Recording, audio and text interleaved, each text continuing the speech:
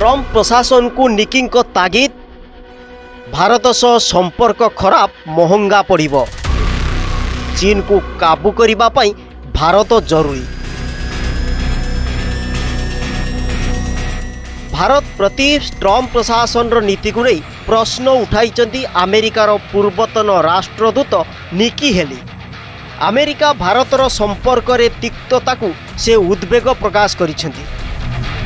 Heli एक लेखा माध्यम रे कहिसेंती ट्रम्प प्रशासन लक्ष्य होउची चीन रो मुकाबिला करिबा एवं शक्ति माध्यम रे शांति बजाय रखिबा। एही लक्ष्य हासिल करिबा पई अमेरिका भारत संपर्क को पुणी थरे ट्रैक को आनिबा अत्यंत गुरुत्वपूर्ण।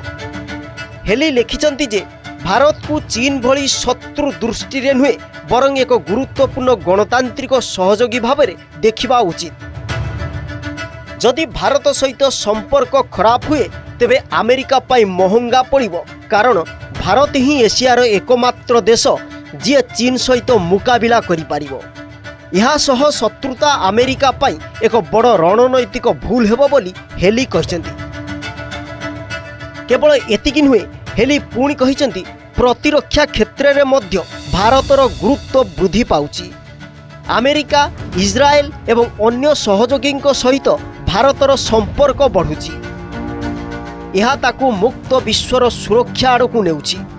मध्य प्राच्य रे भारतर बढ़ुथिबा प्रभाव एवं चीन रो वाणिज्य एवं शक्ति प्रभाव मध्य यार भौगोलिक स्थिति यहाकू रणनैतिक भाव में अधिक शक्तिशाली करुची बोली हेली कहिसेंती।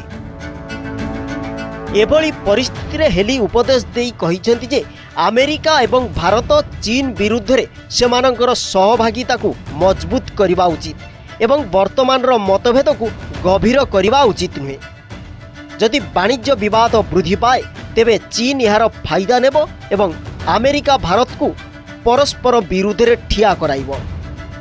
फଳରେ ଏହି संपर्क थिबा तिक्तता को दूर करबा पई राष्ट्रपति ट्रम्प एवं प्रधानमंत्री मोदी मध्य सीधा सड़क आलोचना जरूरी बोली से कहिसेंती।